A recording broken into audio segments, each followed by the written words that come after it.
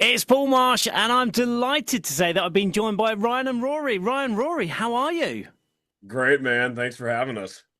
Well, you've just made your UK debut at C2C. What was the moment on stage when it really hit you that you were playing in front of a British country crowd? Oh my gosh. I mean, all of it. I mean, they're rowdy the whole entire time. You can hear the accent still. Yeah, I think you kind of lose it a little bit, but every now and again you're going to get that British twang in there somewhere. Yeah, absolutely. Absolutely. Starts to sound country after a while. Well, the C2C crowds are known for like knowing all of the words to the songs, even from the new artists. Was there anything that surprised you about the reactions that you got from the audience? I mean, that in itself is really surprising. We've put out a lot of music and it's pretty unreal that I mean that's true fans right there. I mean, anybody who goes and learns the words to something like that and shows up and sings every one of them is that's the kind of fandom we can get behind. We're so excited. Well, let me tell you. So, obviously, when C2C announced the artists, there are playlists made on Spotify and iTunes and all of that. So, all of your music is just listened to for months and months and months and months by the people that are going. Love it. Yeah, it's wild. It's wild to think back to creating one of those songs in just a small room on a guitar, and to come, having gone all the way over there. It's unbelievable. Now, am I right in saying that you guys played more than 300 shows in 1 year? Oh my gosh. Oh yeah, collectively, I think Yeah. Ryan and I have performed a couple thousand, 2,000, 3,000 shows in our career and lifetime. Yeah, before Rory and I got hooked up in a band together, he was doing 300 plus on his own. Yeah. I was. It was a mix of singing at a live variety show in the States, in the Carolinas, where I'm from, and also not only doing that show from 7 to 9, but then playing a bar from like 10 to 1 a.m. after the show, just getting reps in, man. Is everything okay at home? Is there anything like you need to tell us that you're just trying to get away from people? You think we're running? Is that what you're implying? No, it's No, man, absolutely it's not. it's just in our blood, in our system to go out and play, man. That's what we're not running from anything. You don't happen to have an extra room, do you? Well, let's see how the rest of this interview goes first, shall Okay. Well, in all of that time together, what have you learned about each other that the fans probably wouldn't know? Let's see. When we're in a hotel room, Rory shuts the blackout curtains. Learned this morning, and I apparently don't wake up. So that's something I learned today. Yeah. What'd you get, like 15 hours of sleep last night? night? I was comatose, man. It's crazy. Dude, I think that what I've learned is how behind the scenes and how hands-on he is with the actual like structuring of the show. Like, I'm more of like someone who just kind of writes a song and leaves it alone. And he's thinking about, even when we're writing together, he's thinking about where it's going to go in the set and how it's going to go in the set, what the lead in, lead out thing is, and how important that is, and how it makes a show flow. And that's something that I've learned he's just absolutely phenomenal at. Isn't that like the perfect relationship where you kind of have one person that lives in the now and then one person that's planning for the future? Yeah, it really is, man. It's Yeah, I think we're both planting seeds behind the scenes about how we're gonna get down the road, where we're gonna be 5 years from now. It's covering your bases.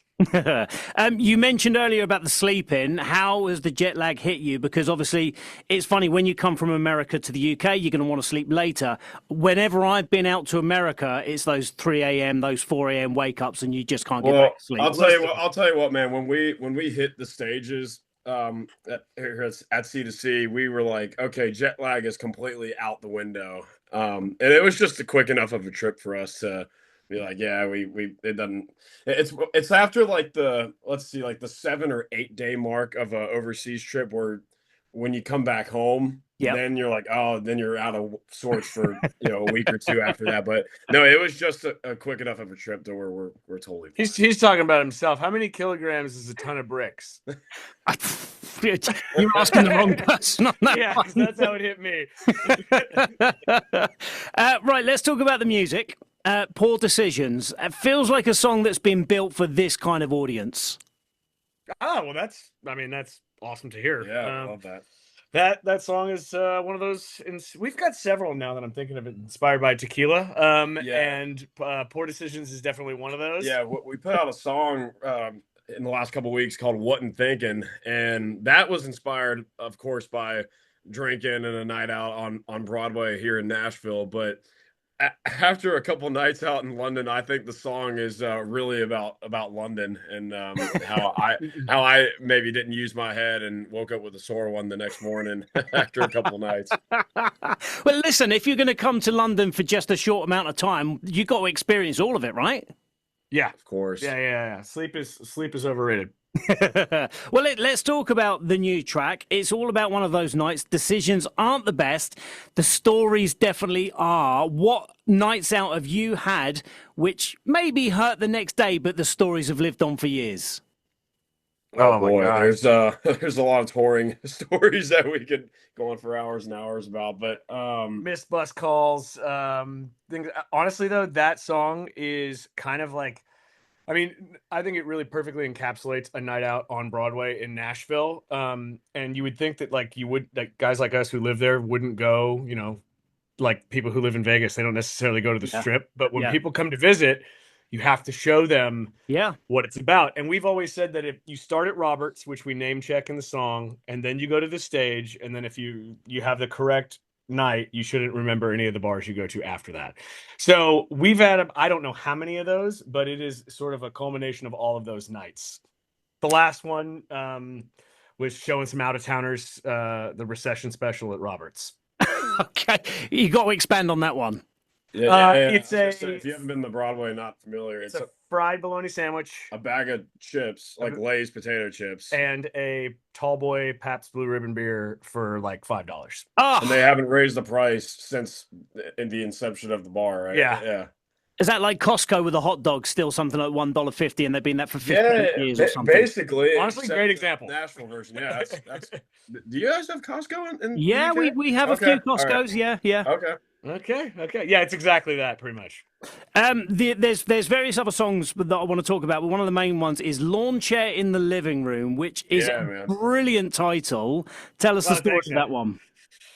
Dude, that was inspired by one of Rory's exes. And for us, it was actually how his house looked at the time. We were getting ready to go on a writing trip, and our producer, who was going on the trip with us, came over and was like, "Dude, are you okay?" Yeah. So she took all the.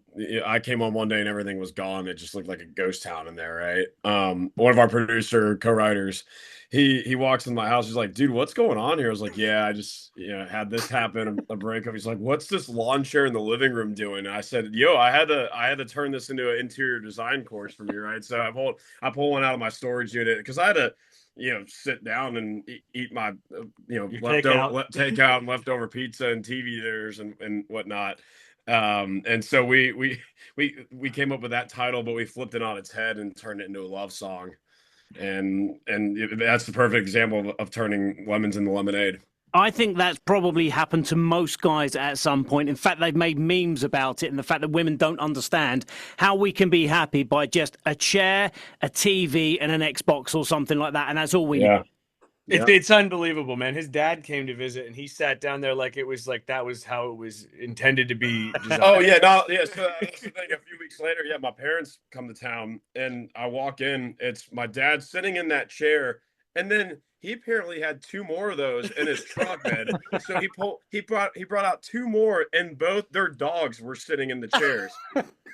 Like it was just business as usual. Couldn't have looked happier. Yeah, very much redneck in the house. Yeah. I want to talk about you both individually and what you bring to Ryan and Rory. Ryan, I know that you had massive success as a songwriter. What did you discover creatively once Ryan and Rory became its own thing?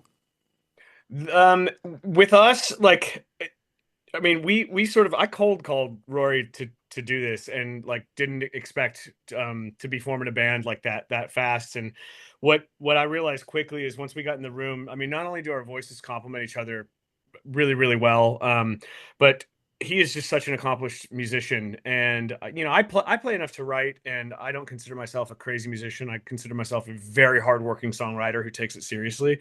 But where I can't do a lot of the heavy lifting, he just is just so accomplished in all those places. And I find that the trade-off of where we have strengths is what makes us who we are. Yeah, yeah, exactly. Vice versa. And I mean, Ryan's just like a complete wealth of knowledge when it comes to the music industry, life, how to write those, hit songs and whatnot. And same with his folks too, who have all those hits from the 90s and 2000s under their belt. I mean, they wrote hits for Timber Grawl, Faith Hill, Lone Star, you name it. So I think, yeah, I just think we both bring, different things to the table, and that's why this works. We have two, voices that, I have more of like a baritone vocal and he's more like a baritone tenor. So we kind of sit like that, I guess, as far as vocally speaking goes. And it works, man. We're not the same person, which is great. Well, yeah, exactly. Rory, have you tried to sneak any instruments into a song yet? And Ryan, you've just been like, what the hell? I snuck one in on him, dude. Oh, really? Yeah.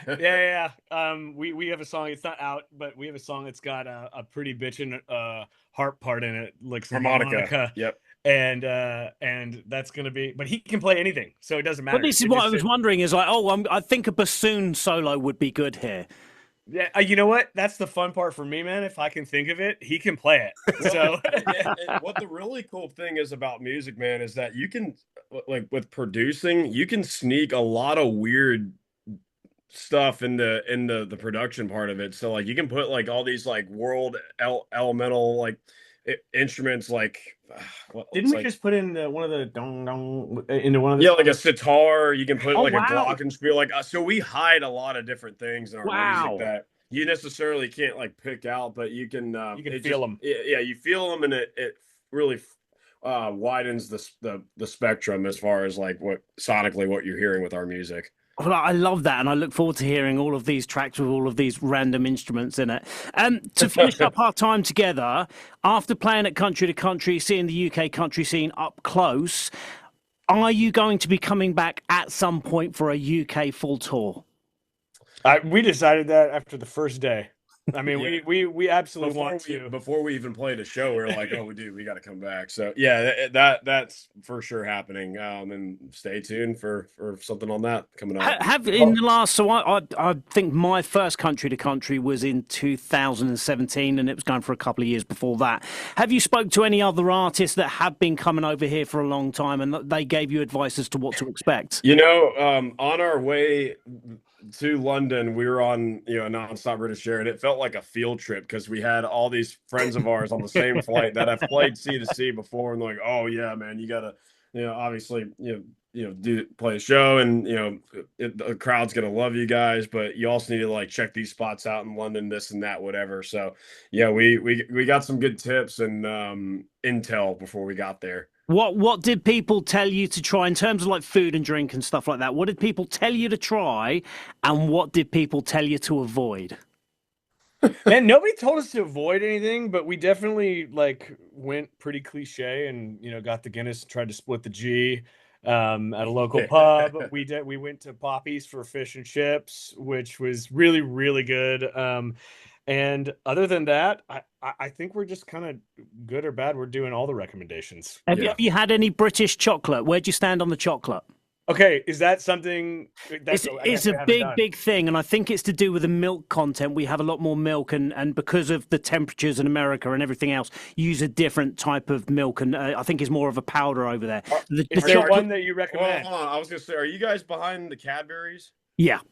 Okay, so we've had those before. But not on this past trip, we didn't like go out and do it. So the next time we swing out there, we got to like, what do you reckon? Is there like a factory we should go check out? I mean, to be honest, there's just so much. This the one thing. I mean, us and like in Belgium, I don't know, they're great as well. But that's the two places. If you're going to have chocolate, it's just I love America, and there is a lot about America that I really do love, and maybe even prefer over the UK. Chocolate is not even close. Okay. You're not a big Hershey fan then. I do like Hershey, but again, it's not No, we get close. it. We get it. It doesn't. It's like going to, I don't know, it's like going to a McDonald's or a Wendy's or something in America and trying to compare the UK version. It's just not the same. It's not the same. Yeah. Yep. Yeah, Noted. exactly. Noted. It's going in the recommendation file. Right, last question then. If someone is hearing Ryan and Rory for the very first time today, what song should they start with and why? I think they should start with the new single, man. It's What Thinking, and then shortly after that, they need to listen to Lawn Chair in the Living Room. I just think, obviously it's our two latest releases, but it really it's a perfect example of who we are and what we're about now. Well, look, there's only one thing left to do, and that's for you guys to introduce your new song. What's up, world? We're Ryan and Rory, and this is our new single, What Thinking.